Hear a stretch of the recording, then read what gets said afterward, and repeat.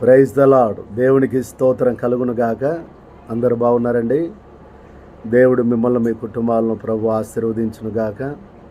మరి చాలా దినాలైంది యూట్యూబ్ ఛానల్లో మరి దేవుని యొక్క వాక్యాన్ని పాటలు అప్లోడ్ చేయక, దేవుని మహాకృపను బట్టి, ఆయన ఇచ్చినటువంటి మరి ప్రేరేపణను బట్టి ఇది యెహోవా ఏర్పాటు చేసిన దినం. ఇది పరిశుద్ధ దినం, ప్రత్యేకమైన దినం. ఈ దినాన్న దేవుని యొక్క సందేశాన్ని అందించడానికి ప్రభు సహాయం చేస్తున్నాడు. మరి అందరూ బాగున్నారని నమ్ముతున్నాను. మరి యూట్యూబ్లో అప్లోడ్ చేయబడుతుంది మెసేజ్. దేవుని యొక్క వాక్యాన్ని మనము శ్రద్ధగా విందాం. దేవుడు మనందరితో మాట్లాడునుగాక. మరి దేవుని సన్నిధి నుంచి మరి మనల్ని దూరం చేసేటివి, లేకపోతే మన ఆత్మీయ జీవితాన్ని నాశనం చేసేటివి మరి ఏంటో ఈరోజు కొన్ని విషయాలు నేర్చుకుందాం. జీవము గల దేవుడు మనందరితో మాట్లాడునుగాక. Praise the lord. దేవుని పరిశుద్ధ గ్రంథంలో నుండి దేవుని యొక్క వాక్యాన్ని మనం ధ్యానం చేద్దాం. యెషయా గ్రంథము 55వ అధ్యాయం 7వ వచనాన్ని చదువుతున్నాను, వినండి. భక్తిహీనులు తమ మార్గమును విడువవలెను, దుర్మార్గులు తమ తలంపులు మానవలెను. వారు యెహోవా వైపు తిరిగిన ఎడల ఆయన వారి యందు జాలిపడును. వారు తమ దేవుని వైపు తిరిగిన ఎడల ఆయన బహుగా క్షమించును. దేవునికి స్తోత్రం కలుగునుగాక. నా ప్రియమైనటువంటి దేవుని బిడ్డలారా, మరి జీవము గల దేవుడు మనతో మాట్లాడుతున్నటువంటి మాటలు, దుర్మార్గపు మార్గములను విడిచిపెట్టాలని ఈ లేఖనం మనకు తెలియచేస్తూ ఉంది. మరి నా దగ్గరికి రాని విషయాలు అంటే మన దగ్గరికి రాని విషయాలు ఏంటో మరి వాటిని మనం ధ్యానం చేద్దాం. వేటిని మన దగ్గరికి రానియకూడదు, వేటిని మన దగ్గరికి రానివ్వాలి, మరి ఏ విధంగా మనం ఆశీర్వదించబడాలో దేవుని యొక్క లేఖనాల్లో నుంచి మనం ధ్యానం చేద్దాం. జీవము గల దేవుడు మనందరితో మాట్లాడునుగాక. భక్తిహీనులు తమ మార్గం విడవవలెను, దుష్టులు తమ తలంపులను మానాలి. ఇంకా భక్తిహీనులుగా, ఇంకా దుష్టులుగా, ఇంకా దేవుని ఎరగని వారిగా మనం ఉండకూడదు. కానీ మరి నా ప్రేమ దేవుని బిడ్డలారా, దేవుని సన్నిధిలో సంపూర్ణులుగా మనం తీర్చిదిద్దబడాలని దేవుని యొక్క లేఖనం మనకు తెలియజేస్తుంది. దేవుని పరిశుద్ధ గ్రంథములో నుండి మరి దేవుని యొక్క వాక్యాన్ని మనం ధ్యానం చేద్దాం. రోమాపత్రిక 6వ అధ్యాయము 12వ వచనాన్ని ఒకసారి చదువుతున్నాను, వినండి. కాబట్టి శరీర దురాశలకు లోబడినట్లుగా చావునకు లోనైన మీ శరీరమందు పాపమును ఏలనీయకుడి. నా ప్రియమైనటువంటి దేవుని బిడ్డలారా, గమనించండి. సావునకు లోనైన మీ శరీరమందు పాపమును ఏం చేయకూడదంట? ఏలనీయకుండా చూసుకోవాలంట.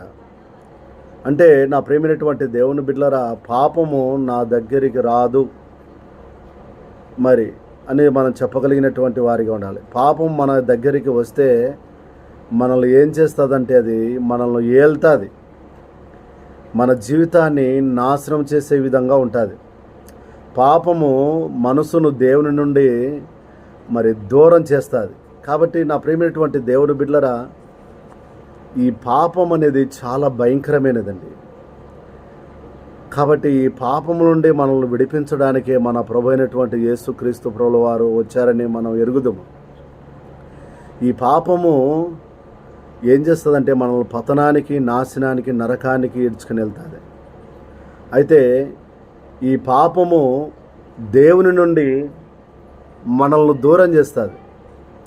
ఈ పాపము నుండి మనల్ని క్షమించడానికి మన ప్రభు అయిన యేసుక్రీస్తు వచ్చాడు. అందుకనే మన పాపములను మనం ఒప్పుకొని ఎడల ఆయన నమ్మదగిన వాడు, నీతిమంతుడు గనక మన పాపములు క్షమించే సమస్త దుర్నీతి నుంచి ఆయన మనకేమిస్తాడంట?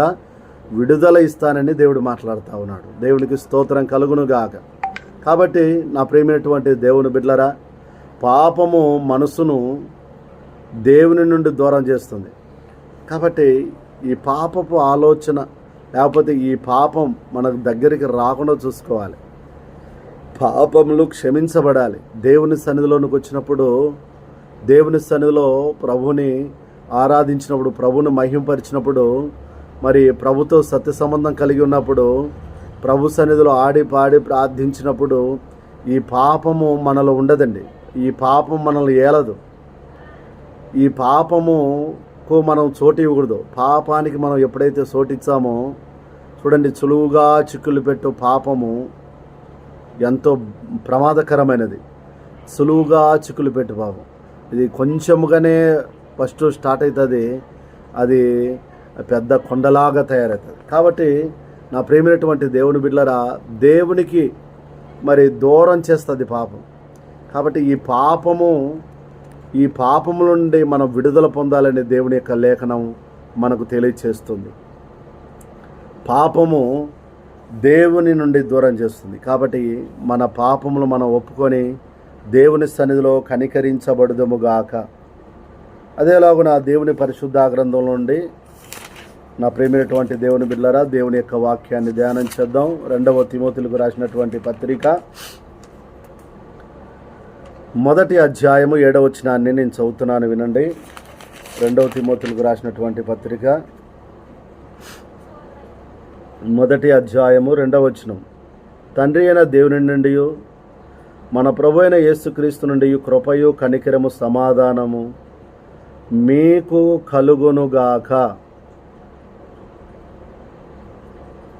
ఎందుకంటే 7వ వచనాన్ని చదువుతున్నాను, వినండి. దేవుడు మనకు శక్తియు ప్రేమయు ఇంద్రియ నిగ్రహము గల ఆత్మనే ఇచ్చను కానీ పిరికితనము గల ఆత్మను ఇవ్వలేదు.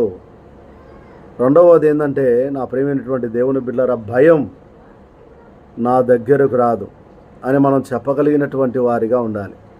చాలామంది భయపడుతూ ఉంటారు. భయపడుట వలన మనసులకు ఉరి వస్తుందని మనకు తెలుసు. భయం అనేది చాలా భయంకరమైనది. చాలామంది చిన్న చీకటిని చూడగానే భయపడుతూ ఉంటారు. ఏదన్నా తికతీట అరిచినప్పుడు భయపడుతూ ఉంటారు. కొన్ని చప్పుళ్ళు శబ్దాలు విన్నప్పుడు, కొన్ని దుర్వార్తలు విన్నప్పుడు భయపడుతూ ఉంటారు. మరి భయపడుట వలన మనుషులకు ఏమొస్తుందని చెప్పాను? ఉరి వస్తుంది.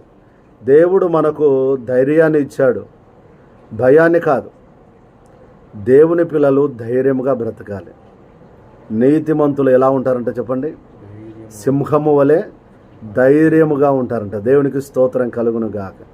కాబట్టి నా ప్రియమైనటువంటి దేవుని బిడ్డలారా, మరి భయం నా దగ్గరికి రాదు అని మనం చెప్పగలిగినటువంటి వారిగా ఉండాలి. భయానికి భయం పుట్టించే వారిగా మనం ఉండాలి. ఎందుకంటే మన దేవుడు మన భయములన్నిటి నుండి మనల్ని విడిపించే దేవుడు. దేవునికి స్తోత్రం కలుగును గాక. కాబట్టి దేవుడు మనకు ధైర్యాన్ని ఇస్తాడు. మరి భయాన్ని కాదనే విషయాన్ని మనం తెలుసుకొని దేవునికి సమీపస్తులుగా మనం మారుదుముగాక. మొట్టమొదటి పాయింట్ ఏంటంటే, పాపము నా దగ్గరకు రాదని చెప్పగలిగినటువంటి ధైర్యము గల వారిగా ఉండాలి. రెండవది ఏంటంటే, భయం నా దగ్గరకు రాదని చెప్పగలిగినటువంటి వారిగా ఉండాలి. మూడవది ఏంటంటే, దేవుని బిడ్డలారా, రోమపత్రిక, దేవుని పరిశుద్ధ గ్రంథంలో నుండి రోమపత్రిక 15వ అధ్యాయం 13వ వచనాన్ని ఒకసారి నేను చదువుతున్నాను, వినండి. రోమపత్రిక 15వ అధ్యాయం 13వ వచనం. కాగా మీరు పరిశుద్ధాత్మ శక్తి పొంది విస్తారముగా నిరీక్షణ గలవారొకటకు నిరీక్షణకర్తయగు దేవుడు విశ్వాసము ద్వారా సమస్త ఆనందముతోనూ సమాధానముతోనూ మిమ్మలను నింపునుగాక. దేంతో నింపుతాడంట? సమస్త ఆనందముతోనూ సమాధానముతోనూ మిమ్మల్ని నింపుతాడు. దేవుడు విశ్వాసము ద్వారా. దేవునికి స్తోత్రం కలుగునుగాక. కాబట్టి మూడవది ఏంటంటే, నిరాశ నా దగ్గరికి రాదు. ఏం చెప్పగలిగినటువంటి వారిగా ఉండాలి? నిరాశ నా దగ్గర. చాలామంది నిరాశ చెందుతుంటారు. జీవితం గురించి, బ్రతుకుని గురించి నిరాశ. ఎప్పుడు చింతిస్తుంటారు, ఎప్పుడు బాధపడుతూ ఉంటారు, ఎప్పుడు దిగులు పడుతూ ఉంటారు, ఎప్పుడు అసంతృప్తి చెందుతూ ఉంటారు, ఎప్పుడు నిరాశ పడుతూ ఉంటారు. దేవుని శక్తిని రుచి చూసిన దేవుని కుమారుడా, కుమార్తె, నిరాశ మన జీవితంలోకి రాదు అని చెప్పగలిగినటువంటి వారిగా ఉండాలి. నిరాశ చెందేటువంటి వారిగా మనం ఉండనే ఉండకూడదు. దేవుని ఆశ మనలో నిత్యము ఉంటుంది. దేవుని ఆశ అంటే మన ఆశ గల ప్రాణాన్ని ఆయన తృప్తిపరచగలిగినటువంటి దేవుడుగా ఉంటున్నాడు. ఆశ గల ప్రాణాన్ని తృప్తిపరచగలిగినటువంటి దేవుడు. నిరాశ మన జీవితంలోనికి రాకుండా మనం చూసుకోవాలి. పరిశుద్ధాత్మ శక్తి పొంది విస్తారముగా నిరీక్షణ గలవారగుటకు నిరీక్షణకర్తయగు దేవుడు, మరి పరిశుద్ధాత్మ శక్తిని పొంది విస్తారముగా నిరీక్షణ గలవారగుటకు నిరీక్షణకర్తయగు దేవుడు విశ్వాసం ద్వారా మరి సమస్త ఆనందముతో సమాధానముతో మిమ్మల్ని నింపునుగాకన్నప్పుడు మనం ఆమెన్ అనాలి. ఆమెన్ అన్నప్పుడు మనలో ఉన్నటువంటి నిరాశ తొలగిపోయి సమస్త ఆనందము సమాధానము మన మీద మన కుటుంబాల మీద యేసు నామములో ప్రాప్తించునుగాక. కాబట్టి నా ప్రియమైనటువంటి దేవుని బిడ్డలరా, మూడవది నిరాశ నా దగ్గరకు రాదని చెప్పగలిగినటువంటి సామర్థ్యము కలిగినటువంటి వారిగా యేసు నామములో మనం ముందుముగాక. ఇంకా నువ్వు నిరాశ చెందుతున్నావంటే, ఇంకా నువ్వు దిగులు పడుతూ ఉన్నావంటే, ఇంకా నువ్వు చింతిస్తున్నావంటే, ఇంకా నువ్వు బాధపడుతున్నావంటే, ఇంకా నువ్వు సమస్యలో ఉన్నావంటే, మరి దేవుడు నీ పక్షాన లేడనే? పాపము నిన్ను భయపెడతా ఉందా? భయము నిన్ను భయాందోళనకు గురి చేస్తుందా? నిరాశ నిన్ను చంపేస్తుందా? దయచేసి వీటన్నిటిలో నుంచి యేసు నామములో మనము విడుదల పొందుదుముగాక. నాలుగవదిగా మనం గమనించినట్లయితే దేవుని బిడ్డలారా, దేవుని పరిశుద్ధ గ్రంథంలో నుండి మరి మొదటి యోహాను రాసినటువంటి సువార్త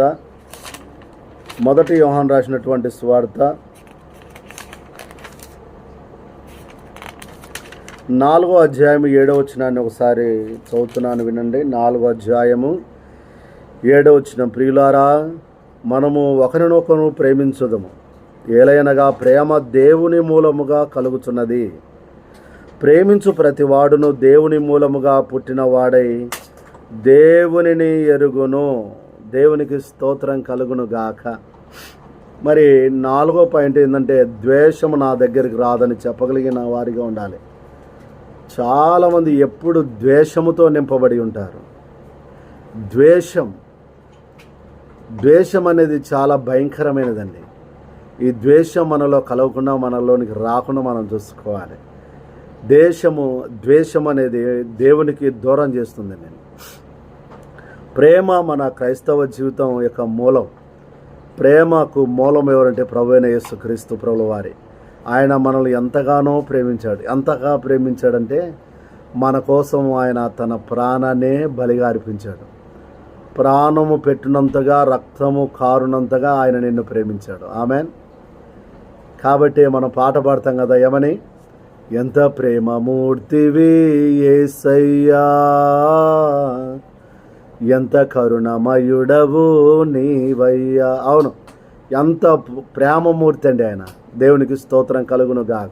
కాబట్టి ఇట్టి ప్రేమను మనం ధరించుకునవలసిన వారమై ఉండాలి. ఏం తొలగిపోవాలి చెప్పండి? ద్వేషము తొలగిపోవాలి. మరి దేవుని బిడ్డలారా, భయము తొలగిపోవాలి, పాపము తొలగిపోవాలి, నిరాశ తొలగిపోవాలి. దేవునికి మనం దగ్గర కావాలంటే, ప్రియులారా, మనం ఒకరినొకరు ఏం చేయాలంట? ప్రేమించుదాము. నేటి దినాల్లో ప్రేమ చల్లారిపోతుంది, ప్రేమ కరువు అయిపోతుంది. ప్రేమించే కొద్దీ నా ప్రేమైనటువంటి దేవుని బిడ్డలరా, మరి దేవుడు మనల్ని ఎంతగా ప్రేమించుకొద్దేమో మన అలుసు ఎక్కువైపోతుంది. నిజంగా ప్రేమను మనం అలుసుగా తీసుకుంటే మనమే నష్టపోయేది. దేవుడు ఎంత ప్రేమించాడంటే శిలువ మరణము పొందినంతగా మనల్ని ప్రేమించాడు ఆయన. ఎంత గొప్ప దేవుడు ఆయన. ఆయన ప్రేమకు మనం బానిసలం కావాలే కానీ ద్వేషం మనలో ఉండకూడదు. నన్ను తినండి, నా శరీరాన్ని తినండి అంటే ఆయన మాటలను అపార్థం చేసుకున్నాం. మేము ఏమన్నా నరమాస భక్షకులమా నిన్ను తినడానికని అపార్థం చేసుకున్నాం. నేటి దినాల్లో మరి దేవుని ప్రేమను అర్థం చేసుకోలేక ద్వేషం పెంచుకుంటున్నారు.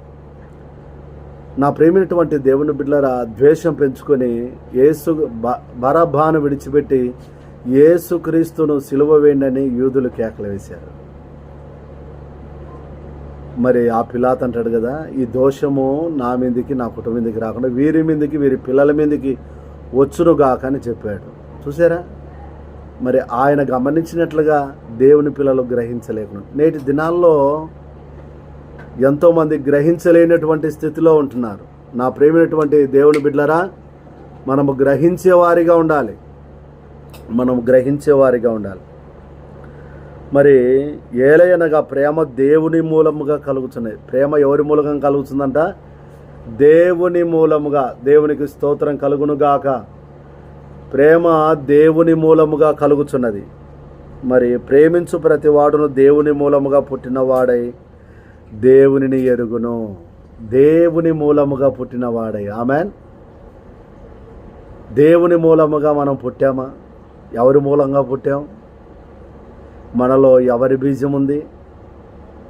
ఎలా పుట్టాం? దేవుని పిల్లలమేనా?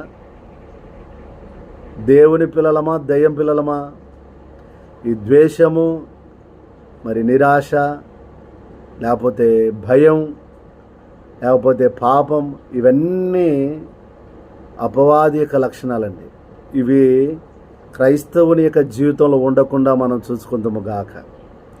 వీటన్నిటికీ మనం దూరంగా ఉండాలి. ఇవి మన దగ్గరికి, మన దరిదాపులో కూడా రాకుండా మనం జాగ్రత్తగా చూసుకుందాము గాక. నా ప్రేమైనటువంటి దేవుని బిడ్డలారా, పరిశుద్ధ గ్రంథంలో నుండి దేవుని యొక్క లేఖనాలను ఇంకా మనం ధ్యానం చేద్దాం. ఫిలిప్పీలకు రాసినటువంటి పత్రిక 4వ అధ్యాయము 8వ వచనాన్ని ఒకసారి చదువుతున్నాను. ఐదవదిగా ఫిలిప్పీలకు రాసినటువంటి పత్రిక 4వ అధ్యాయం 8వ వచనం. మెట్టుకు సహోదరులారా, ఏ యోగ్యత అయినను మెప్పైనను ఉండని ఎడల ఏవి సత్యమైనవో, ఏవి మాన్యమైనవో, ఏవి న్యాయమైనవో, ఏవి పవిత్రములైనవో, ఏవి రమ్యమైనవో, ఏవి ఖ్యాతిగలవో వాటి మీద ధ్యానముంచుకొనుడి. చాలామంది చెడు ఆలోచనలు మీద ఎక్కువగా ఆలోచన కలిగి ఉంటారు. వేటి మీద మనం ఏటి మాన్యమైనవో, ఏవి రమ్యమైనవో, ఏవి ఖ్యాతిగలవో, ఏవి మంచివో, మంచి ఆలోచన కలిగినటువంటి వారిగా ఉండాలి. మన మనసు పరిశుద్ధంగా ఉండాలి. దేవునికి స్తోత్రం కలుగును గాక. అపవిత్రమైనటువంటి ఆలోచనలు, చెడు ఆలోచనలు మన దరిదాపుల్లోనికి రాకుండా చూసుకోవాలి. అవి నీ ఆత్మ జీవితాన్ని నాశనం చేసి, పతనం చేసి నిన్ను నరకానికి ఈడ్చుకొని వెళ్తాయి. అవి చాలా భయంకరమైనటివి. కాబట్టి ఈ రాత్రి వేళ సమయంలో దేవుని బిడ్డ, నువ్వు దేవునికి దగ్గర కావాలనేదే దేవుని యొక్క ఆశ. దేవుడు ఎంతగానో మనల్ని ప్రేమిస్తూ ఉన్నాడు. ఆయన ప్రేమై ఉన్నాడు. దేవునికి స్తోత్రం కలుగును గాక. దేవుడు ప్రేమ కలిగినటువంటి వాడు. మరి నా ప్రేమైనటువంటి దేవుని బిడ్డలారా, ఇంకా మనం ధ్యానం చేసినట్లయితే ఆరవదిగా మన గలతీయులకు రాసినటువంటి పత్రిక 5వ అధ్యాయము 26వ వచనాన్ని ఒకసారి చదువుతున్నాను, వినండి. ఒకరినొకడు వివాదమునకు రేపకయు,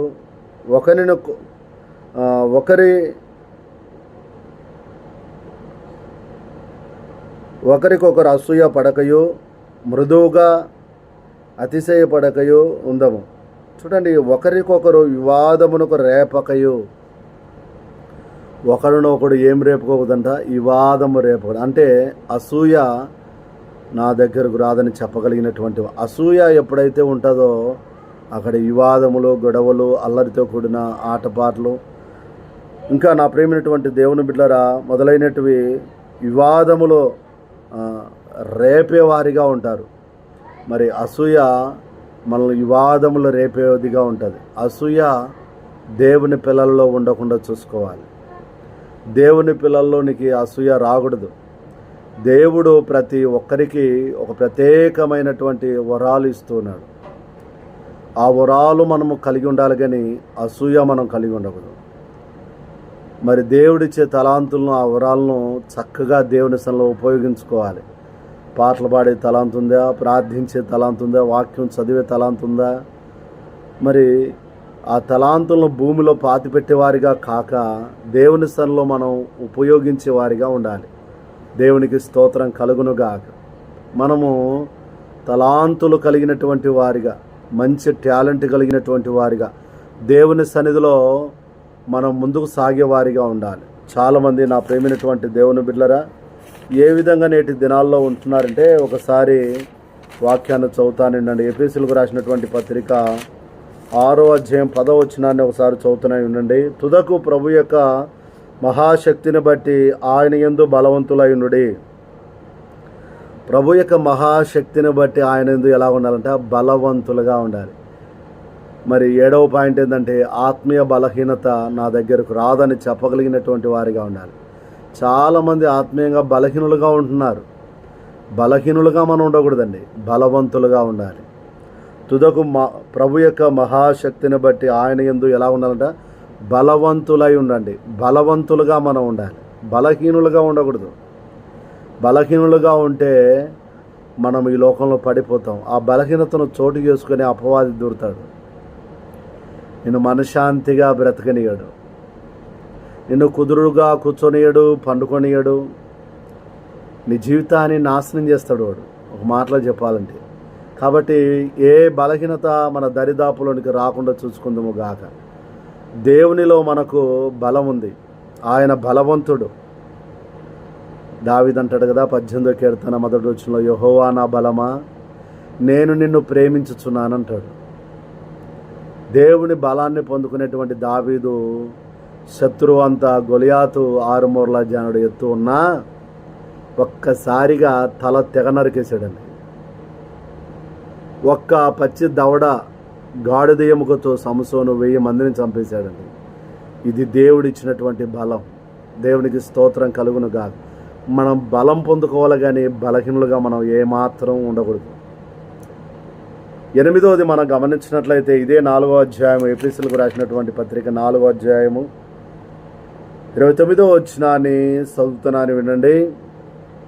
29వ వచనం 8వదిగా 29వ వచనం, వినువారికి మేలు కలుగునట్లు అవసరం బట్టి క్షమాభివృద్ధికరమైనటువంటి అనుకూల వచనమే పలుకుడి కానీ దుర్భాష అయినను మీ నోట రానియకుడి. ఏం రానియకూడదంట? దుర్భాష.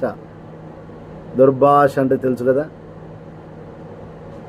చెడ్డ మాటలు, బూతు మాటలు, పోకిరి మాటలు.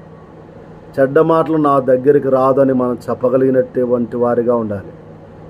ఎందుకంటే మన మాటలు మరి అనుకోగలిగి ఉండాలి, దేవునికి ఇష్టమైనటువంటి రీతిగా ఉండాలి. మన మాటలు మేలు కలుగునట్టు అవసరం బట్టి క్షేమాభివృద్ధికరంగా మనం మాట్లాడాలి. మనం మాట్లాడితే ఇతరులకు మేలు జరగాలి కానీ కీడు జరగకూడదు. వివాదములు రేపేగా ఉండకూడదు. మన మాటలు అవునంటే అవును, కాదంటే కాదన్నట్టుగా ఉండాలి. కానీ చెడ్డ మాటలు, పోకిరి మాటలు, దుర్మార్గపు మాటలు మన నోటికి రాకుండా జాగ్రత్త పడుదముగాక, జాగ్రత్తగా చూసుకోవాలండి. కాబట్టి నా ప్రేమైనటువంటి దేవుని బిడ్డలారా 8వది ఏదంటే, చెడ్డ మాటలు నా దగ్గరకు రాకూడదు, నా దగ్గరకు రాదు అని మనం చెప్పగలిగినటువంటి వారిగా ఉండాలి. చెప్పగలమా? నిజంగా దేవుని పిల్లలమైతే, దేవుడు మన పక్షాన ఉన్నట్లయితే మనం చెప్పగలం ధైర్యంగా. ఆ మాట మనం చెప్పగలమండి, చెప్పగలిగినటువంటి వారిగా ఉండాలి. మరి ఇంకా మనం పరిశుద్ధ గ్రంథంలో మనం లేఖనాలను మనం ధ్యానం చేస్తే, పరిశీలన చేస్తే ఇంకా ఏమి రాకుండా చూసుకోవాలి మనము. హెబ్రీయులకు రాసినటువంటి పత్రిక 13వ అధ్యాయము 5వ వచనాన్ని ఒకసారి చదువుతున్నాను వినండి. 5వ వచనం, ధనాపేక్ష లేని వారై మీకు కలిగియున్న వాటితో తృప్తి చెందుడి. నిన్ను ఏమాత్రమును విడువను, నిన్ను ఎన్నడును ఎడబాయనని ఆయనయే చెప్పాను కదా. కాబట్టి ధనాపేక్ష లేనటువంటి వారిగా ఉండాలి. లోభం నా దగ్గరికి రాదు. 9వదిగా లోభము నా దగ్గరికి రాదు. మరి సంతృప్తి దేవుని వరం. దేవుడు నీకు సంతృప్తినిస్తానని, మా ధనాపేక్ష లేని వారే మీకు కలిగి ఉన్న వాటితో తృప్తి చెందుడి. తృప్తి చెందేవారిగా ఉండాలి. కొంతమందికి ఎంత ఉన్నా తృప్తి ఉండదు, ఎంత తిన్నా తృప్తి ఉండదు. ఎంత ధనమున్నా, డబ్బున్నా, కారున్నా, బంగ్లా ఉన్నా, చేలున్నా, భూములున్నా, ఆస్తులున్నా, అంతస్తులున్నా ఏముండదు చెప్పనే తృప్తి ఉండదు. నిజంగా దేవుడు లేని జీవితం తృప్తి లేని జీవితం. దేవుడు ఉంటే మన ఆత్మీయ జీవితం ఎంతో తృప్తిగా ఉంటుందండి. ధనం ఉంటే తృప్తి ఉండదు. నీ ధనం ఎక్కడుండునో నీ హృదయం అక్కడనే ఉండన్నాడు. ధనాపేక్ష లేని వారిగా మనం బ్రతకాలి. దేవునికి స్తోత్రం కలుగునుగా. కాబట్టి నా ప్రియమైనటువంటి దేవుని బిడ్డలారా, మరి జీవము గల దేవుడు మనతో మాట్లాడుతూ ఉన్నాడు. మరి ఈరోజు మనం ఎలా ఉన్నాం, ఎలా బ్రతుకుతున్నాం, ఎలా జీవిస్తున్నాం, ఎలా నడుచుకుంటున్నాం, ఒకసారి మనమే పరీక్షించుకుంటే ఎంతో మేలు. సంతృప్తికరంగా ఉన్నావా? ధనాపేక్ష లేని వారిగా ఉంటున్నామా? లోభం లేని వారిగా ఉంటున్నామా? లోపం లేని వారిగా మనం ఉంటున్నామా? ఏమైనా లోపాలు ఉన్నాయా?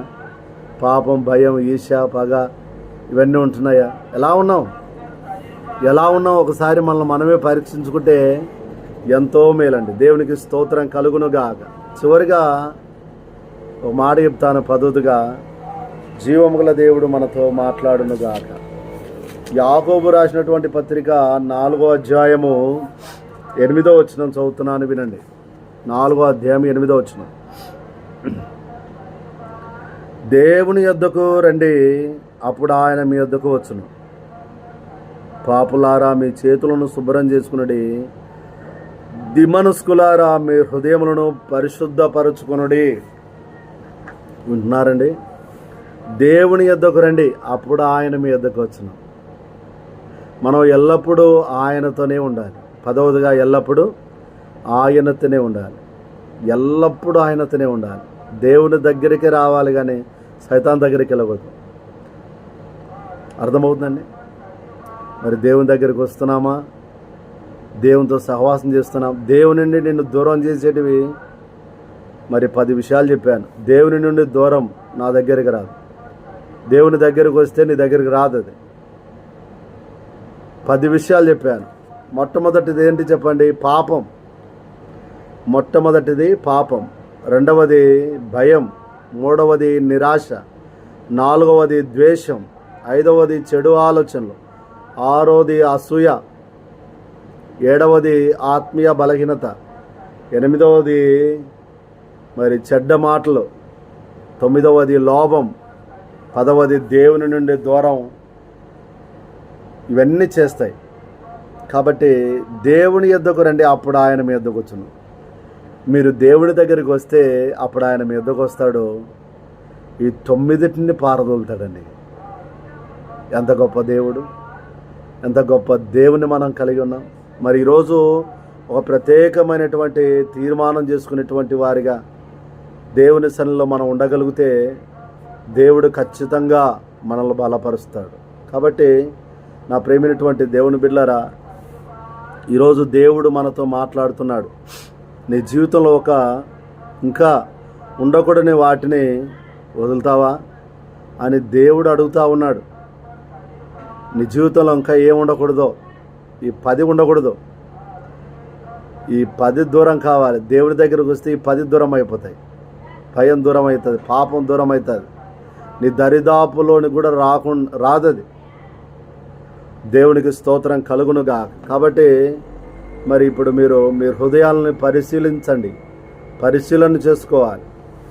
మరి పాపం వద్దు, భయం వద్దు, ద్వేషం వద్దు, లోభం వద్దు. దేవుని నుండి దూరం నేను ఉండకూడదు. ఆయన నా దగ్గరికి రావాలి. ఆయనతో నేను సత్య సంబంధం కలిగి ఉండాలి, సమాధానం కలిగి ఉండాలి. ఇవన్నీ నా దగ్గరికి రాకూడదని మరి చెప్పడానికి సరైనటువంటి సమయం అండి ఇది. ప్రార్థన చేసుకుందాం. సరైనటువంటి సమయం. ఒక నిర్ణయం తీసుకోవాలి. మీరు సిద్ధంగా ఉంటే మీ హృదయాలలో లేదా మీ స్థానాల్లో ఉండే ఇలా చెప్పాలి. మీరు ఎక్కడున్నా కానీ ఈ లైవ్ చూస్తున్నటువంటి వారు, మరి ఈ మాటలు వింటున్నటువంటి వారు, ప్రభువా నా జీవితంలో మీరు మరి ఇష్టం కాని ప్రతిదీ ఈరోజే నేను వదిలేస్తున్నాను ప్రభువా అని మనం చెప్పగలిగినటువంటి వారిగా ఉండాలి. పాపము నా దగ్గరకు వద్దు, ద్వేషము నా దగ్గరకు వద్దు, నీకు దూరంగా నేను బ్రతకలేను, నువ్వు నాకు కావాలి ప్రభువా అని మనం వాగ్దానం చేయగలిగితే ఆయన నమ్మదగిన దేవుడు. దేవుని దగ్గరికి చేరండి. అప్పుడు ఆయన ఖచ్చితంగా ఆయన మీ దగ్గరికి వస్తాడు. మీరు నిజంగా